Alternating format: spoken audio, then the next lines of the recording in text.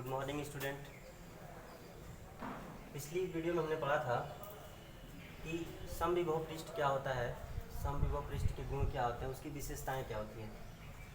अब हम पढ़ने जा रहे हैं वैद्युत स्थितिज ऊर्जा कि किसी आवेश की वैद्युत स्थितिज ऊर्जा या किसी आवेशों के निकाय की वैद्युत स्थितिज ऊर्जा कितनी होती है, ये हम कैसे ज्ञात करेंगे, इसकी परिभाषा क्या होती है। तो आप जानते हैं, सबसे पहले ये जानें कि स्थितिज ऊर्जा दो तरह की होती है, दो या कई तरह की होती है। जैसे स्थितिज ऊर्जा की परिभाषा अगर हम बात करें तो हम पढ़े हैं पिछली क्लास में कि किसी वस्तु की स्थिति के कारण उसमें जो ऊर्जा होती है उसको स्थितिज ऊर्जा कहते हैं। तो वैद्युत स्थितिज ऊर्जा में ये हुआ कि किसी आवेश की अपनी स्थिति के कारण जो ऊर्जा होती है उसको बोलते हैं वैद्युत स्थितिज ऊर्जा। तो हम जानते हैं कि दो आवेश हैं, अगर एक धनावेश है और दूसरा भी धनावेश है, तो अगर हम इन दोनों आवेशों को पास लाएंगे तो ये दोनों आवेश एक दूसरे को क्या करेंगे, प्रतिकर्षित करेंगे। मतलब ये क्या करेंगे, एक दूसरे को बाहर की तरफ बल लगाएंगे। उसी को बोलते हैं वैद्युत बल, जिसका मान होता है 1/4 pi epsilon not Q1 Q2 बटे में R², जहाँ ये दोनों आवेशों का परिमाण और ये इनके बीच की दूरी है।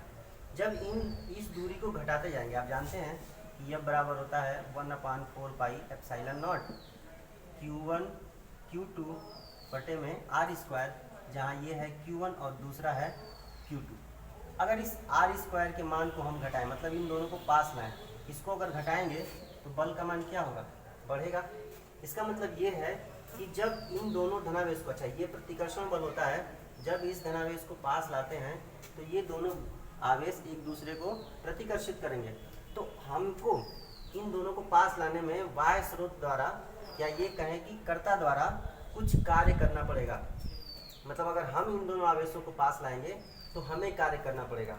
इसके विपरीत समझ लीजिए, जैसे मान लीजिए एक धनावेश है और दूसरा ऋणावेश है। इन दोनों के बीच में अगर हम बल की बात करें तो बल का परिमाण इतना ही होगा, लेकिन ये जो है ये एक दूसरे को क्या करेंगे, आकर्षित करेंगे। आप पढ़े हैं कि विपरीत प्रकृति के आवेश एक दूसरे को आकर्षित करते हैं और समान प्रकृति के आवेश एक दूसरे को प्रतिकर्षित करते हैं। ये चाहे दोनों धनावेश हों और चाहे दोनों ऋणावेश हों, ये दोनों के लिए शर्त लागू है। या ये प्लस ये माइनस, या इधर माइनस इधर प्लस कर दें तभी कोई दिक्कत नहीं है। ये दोनों विपरीत प्रकृति के आवेश हैं और एक दूसरे को क्या करेंगे, आकर्षित करेंगे।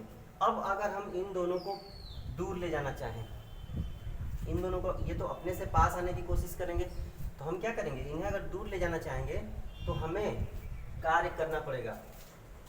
बल का परिमाण इतना ही होगा, लेकिन बाह्य स्रोता द्वारा कार्य करना पड़ेगा। इनको पास लाने में कार्य करना पड़ रहा है और इनको दूर ले जाने में कार्य करना पड़ रहा है।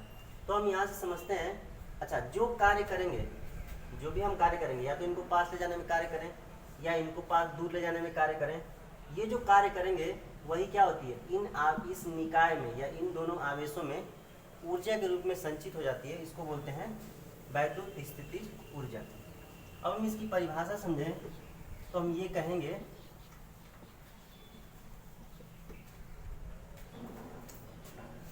किसी, कैसे कहें, दो या दो से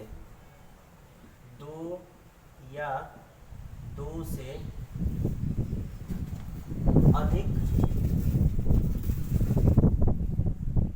आवेशों को, दो या दो से अधिक आवेशों को अनंत से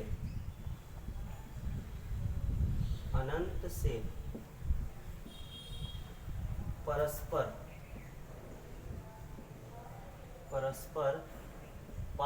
पास लाने में या परस्पर निकट लाने में, दोनों का मतलब एक ही है, परस्पर पास लाने में स्रोता द्वारा, स्रोता नहीं बल्कि कर्ता द्वारा या बाह्य स्रोत द्वारा, बाह्य स्रोत द्वारा कुछ कार्य करना पड़ता है।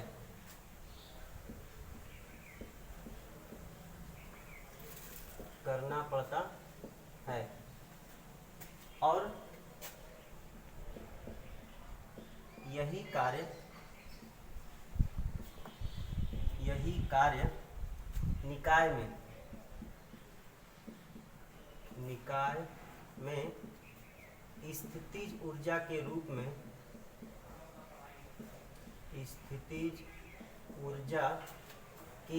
में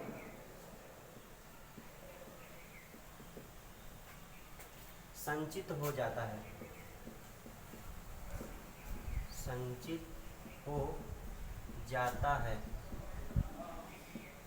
जो हम कार्य करेंगे, दो या दो से अधिक आवेशों को अनंत से परस्पर पास या निकट लाने में बाह्य स्रोत द्वारा या कर्ता द्वारा उस वैद्युत बल के विरुद्ध कुछ कार्य करना पड़ता है और यही कार्य निकाय में स्थितिज ऊर्जा के रूप में संचित हो जाता है, जिसे निकाय की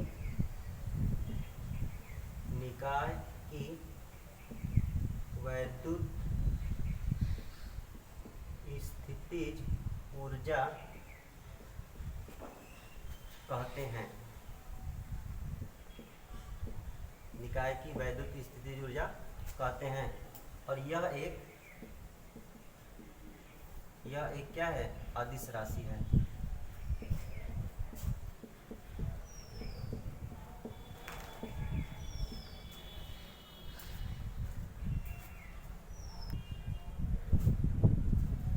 अब हम देखते हैं दो बिंदु आवेशों के निकाय की वैद्युत स्थितिज ऊर्जा कितनी होती है, कैसे हम इसका डेरिवेशन करते हैं, इसका सूत्र क्या होता है, सब निकालेंगे। तो परिभाषा में क्या लिखेंगे कि दो बिंदु आवेशों को अनंत से किसी बिंदु तक या परस्पर पास लाने में जो कार्य करना पड़ता है वही कार्य उन बिंदु आवेशों में या उस निकाय में, दोनों बिंदु आवेश मिलकर क्या बनाएंगे? एक निकाय बनाएंगे। तो उस निकाय में ऊर्जा के रूप में क्या हो जाएगा? संचित हो जाएगा, जिसको बोलते हैं वैद्युत स्थितिज ऊर्जा। इसके लिए मानते हैं दो बिंदु आवेश हैं, एक है Q1 और दूसरा है Q2।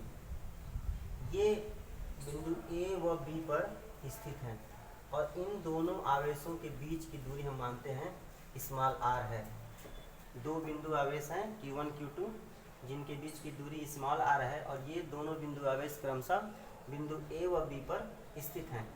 तो हम ये कहेंगे कि Q1 आवेश से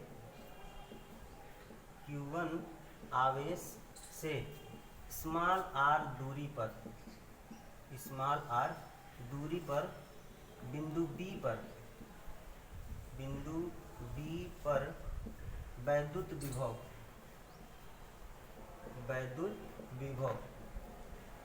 कितना हो जाएगा?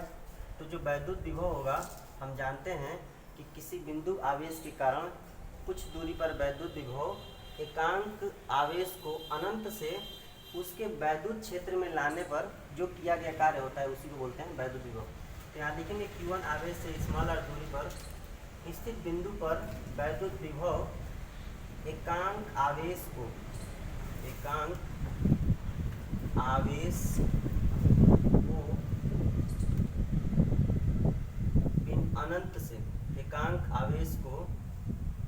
अनंत से बिंदु B तक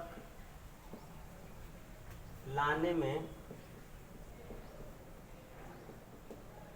किया गया कार्य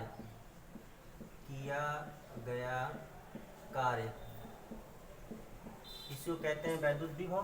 तो ये हो जाता है 1/4πε0 इंटू Q1, और अगर हम यहाँ से लिखें Q0 बटे में R और गुणे यहाँ R² इंटू R करेंगे तो एक R से एक R क्या हो जाएगा? कट जाएगा। तो फाइनली हमको विभव का फार्मूला मिलता है 1/4πε0 Q1/R। ये हो गया Q1 आवेश के कारण इस बिंदु पर विभव। अगर इसको हम V से डिनोट करते हैं तो ये हो गया 1/4πε0 Q1/R। अब अगर Q2 आवेश को माना Q2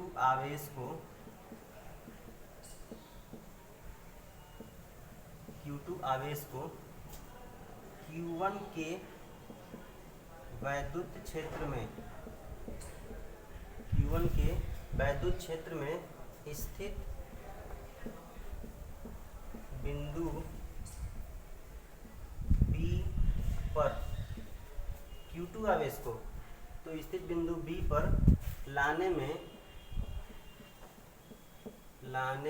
में किया गया कार्य,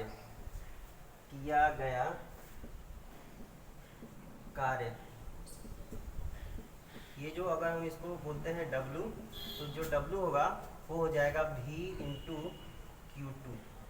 क्या होता है W बराबर V इंटू Q, और Q वही है जिसको हम ला रहे हैं, तो ये हो जाएगा W बराबर, यहाँ से V1 का मान, इसको समीकरण 1 कर दीजिए, तो समीकरण 1 से V1 का मान अगर रखेंगे तो ये हो जाएगा 1/4 pi epsilon naught into Q1 Q2 by R।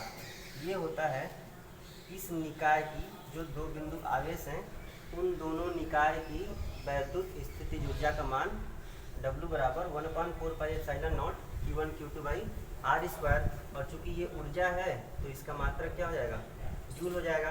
अभी हमने बताया कि वैद्युत स्थितिज ऊर्जा क्या है, एक अदिश राशि है, यह एक अदिश राशि है, अदिश राशि है। दूसरा पॉइंट क्या है, दूसरा पॉइंट ये है कि इसका बीमी सूत्र, इसका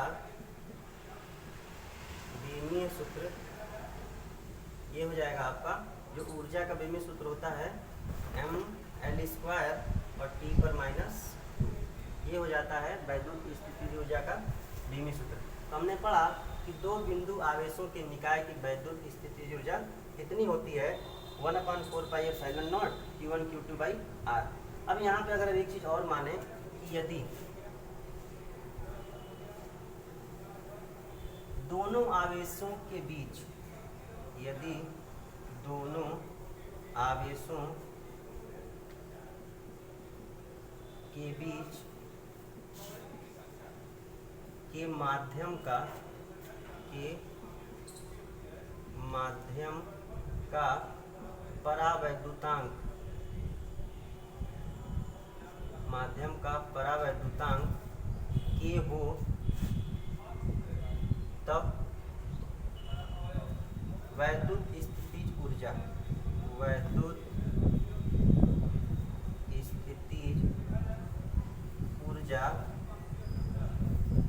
ये U बराबर W बराबर 1/4 pi epsilon naught into Q1 Q2 by R, और यहाँ पे क्या कर देंगे, K का मल्टीप्लाई कर देंगे, तो ये मिल जाएगा दो बिंदु आवेशों के निकाय की वैद्युत स्थितिज ऊर्जा।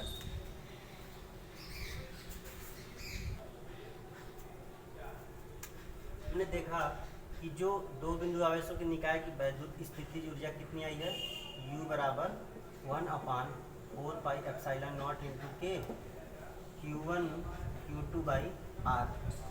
अभी हमने बताया इसको मान लीजिए समीकरण नंबर 2। तो अभी हमने बताया कि ऊर्जा क्या होती है, एक अदिश राशि होती है। तो जब भी हम Q1 Q2 का मान रखेंगे तो इसमें लिखेंगे, इसमें मतलब इस सूत्र में, इसमें Q1 व Q2 का मान चिन्ह सहित रखते हैं, चिन्ह सहित रखते हैं, चिन्ह सहित रखते हैं। अगर दोनों धनावेश है तो दोनों धन रखेंगे, दोनों ऋणावेश है तो दोनों ऋण कर देंगे, और अगर एक धन एक ऋण है तो उसके हिसाब से हम ऐसा करते हैं कि इसमें Q1 Q2 का मान क्या रखेंगे, चिन्ह सहित रखेंगे।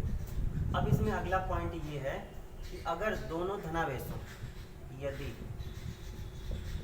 दोनों आवेश सजातीय प्रकृति के हों, सजातीय मतलब या तो दोनों धन हो या तो दोनों ऋण हो, सजातीय प्रकृति के हों, प्रकृति के हों, तो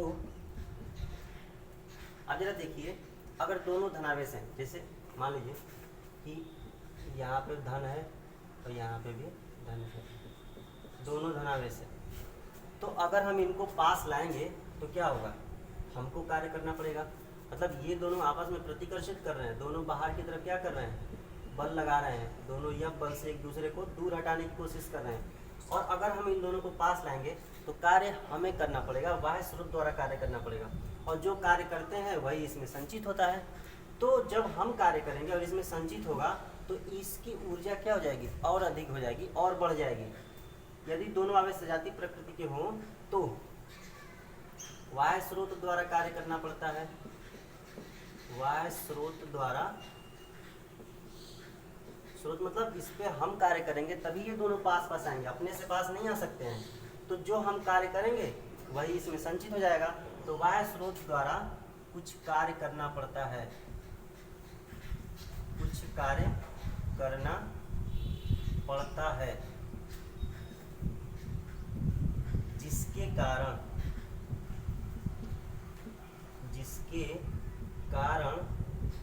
निकाय की ऊर्जा, ये जो वैद्युत स्थितिज ऊर्जा है, निकाय की ऊर्जा क्या हो जाती है, बढ़ जाती है। ये इम्पोर्टेंट पॉइंट है कि अगर दोनों सजातीय प्रकृति के आवेश होंगे तो अगर हम इनको पास पास लाएंगे तो इनकी ऊर्जा क्या हो जाएगी, बढ़ जाएगी। अगला पॉइंट है, यदि दोनों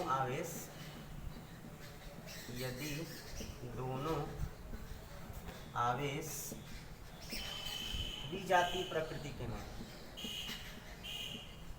विजातीय प्रकृति के हों।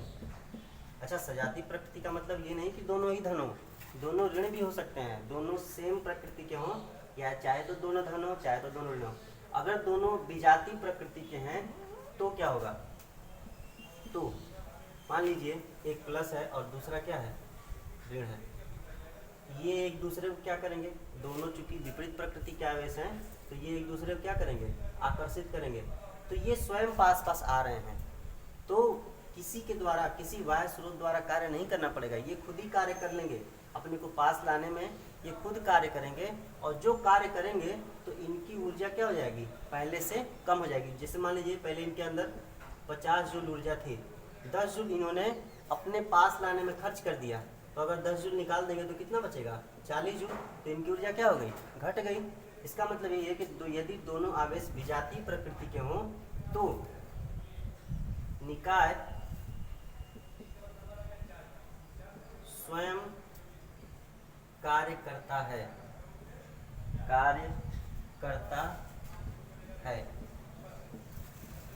जिसके कारण इसमें बाह्य स्रोत द्वारा कार्य नहीं करना पड़ता, निकाय स्वयं कार्य करता है दोनों आवेशों को एक दूसरे के निकट लाने में।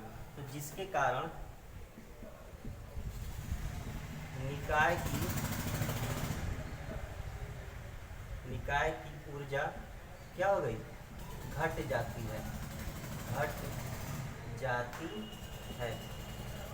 समझ में आ गया कि दोनों ही अगर धनावेशित रहेंगे या दोनों ही अगर ऋणावेशित रहेंगे तो ऊर्जा क्या हो जाएगी, बढ़ जाएगी। और अगर दोनों विपरीत प्रकृति के हैं, या तो एक प्लस है दूसरा नेगेटिव है, माइनस है, तब ऊर्जा क्या हो जाएगी, घट जाएगी, क्योंकि कुछ ऊर्जा स्वयं उनको पास लाने में व्यय हो जाएगी, खर्च हो जाएगी।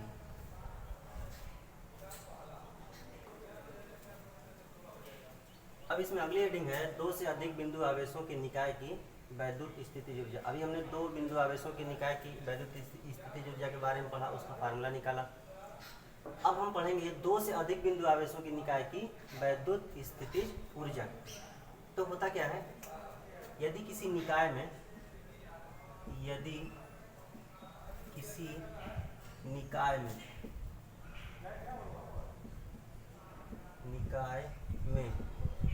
दो से अधिक, मतलब दो से अधिक हों, दो से अधिक आवेश हों तो निकाय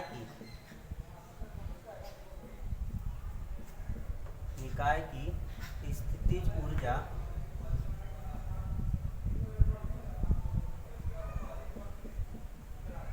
निकाय की स्थितिज ऊर्जा क्या होगी? प्रत्येक आवेश युग्मों के वैद्युत स्थितिज ऊर्जाओं के बीजगणितीय योग के बराबर होता है। यदि किसी निकाय में दो से अधिक आवेश हों, दो से अधिक बिंदु आवेश हों या आवेश हों, तो निकाय की स्थितिज ऊर्जा प्रत्येक आवेश युग्मों, मतलब जितने जोड़े बनेंगे आवेशों के सबका वैद्युत स्थितिज ऊर्जा निकालेंगे, फिर उनका क्या करेंगे? बीजगणितीय योग करेंगे। स्थितिज ऊर्जा प्रत्येक आवेश युग्मों की वैद्युत स्थितिज ऊर्जाओं के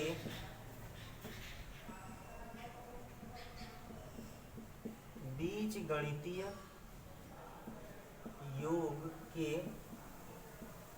बराबर होता है।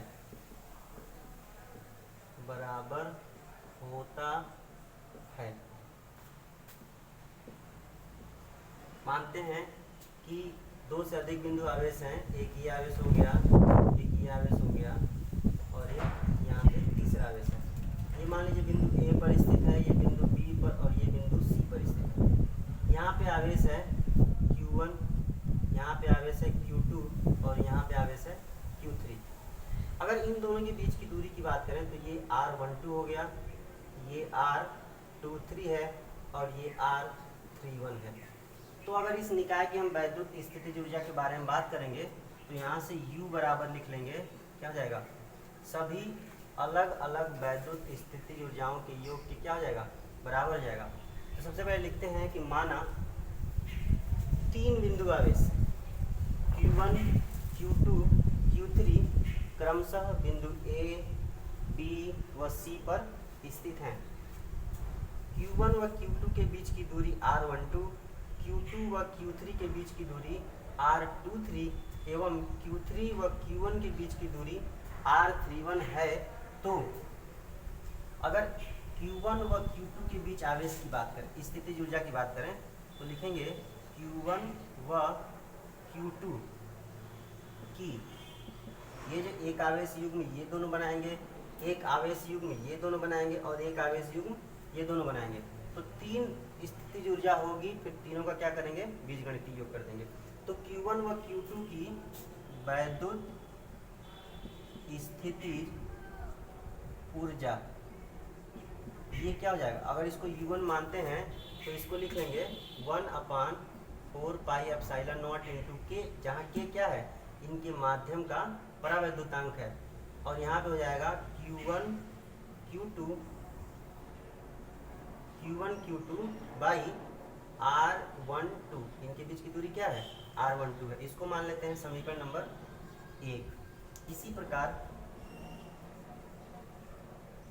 प्रकार क्या हो जाएगा? Q2 व Q3 की वैद्युत स्थितिज ऊर्जा, इसको अगर मानते हैं U2 या इसको आप कहें U12, इसको U23, तो ये हो जाएगा 1/4 pi epsilon naught into Q2 Q3, अच्छा यहाँ पे K भी लिख लेंगे, हाँ 1/4 pi epsilon naught into K Q2 Q3 by R, कितना डिस्टेंस है? 2, 3। इसको मान लीजिए समीकरण नंबर 2 एवं Q3 व Q1 की वैद्युत स्थितिज ऊर्जा,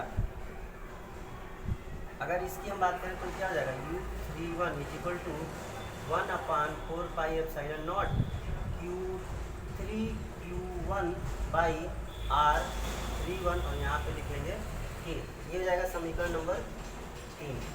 अब प्रत्येक युग्म की स्थितिज ऊर्जा हमने निकाल लिया, वैद्युत स्थितिज ऊर्जा निकाल लिया। अब क्या करेंगे? जैसा हमने परिभाषा लिखा है कि इनका क्या करेंगे? बीजगणितीय योग करेंगे। तो लिखेंगे अब अतः संपूर्ण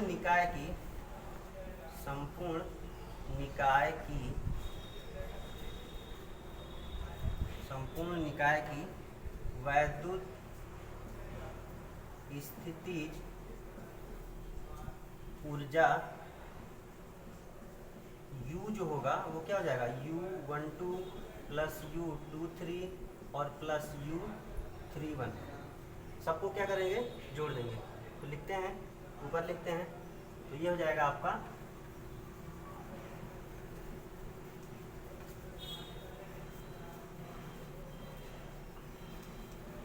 देखिए ये जाएगा U इज इक्वल टू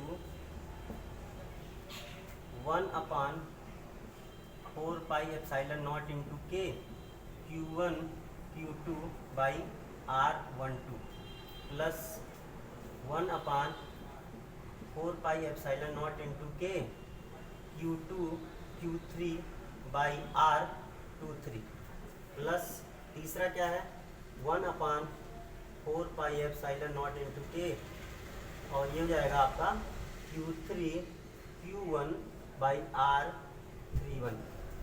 चलिए यहाँ से जरा कॉमन लीजिए, तो क्या कॉमन मिलेगा, 1/4 पाई एप्सिलॉन नॉट इंटू के, अब ब्रैकेट में हो जाएगा आपका Q1 Q2 by R12 plus Q2 Q3 by R23 plus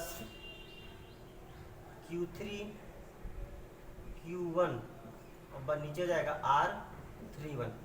तो ये हो गया आपका वो फार्मूला जिसको हम निकाल रहे थे, किसी निकाय की जिसमें 2 या 2 से अधिक बिंदु आवेश उपस्थित हैं उनकी वैद्युत स्थितिज ऊर्जा। अब चूंकि ये भी ऊर्जा है तो ये भी क्या होगी, अदिश राशि होगी, और इसमें भी आवेश का जितना भी मान रखेंगे सबको किस रूप में रखेंगे, चिन्ह सहित रखेंगे, ठीक है। और इसका मात्रक क्या हो जाएगा, इसका मात्रक हो जाएगा जूल।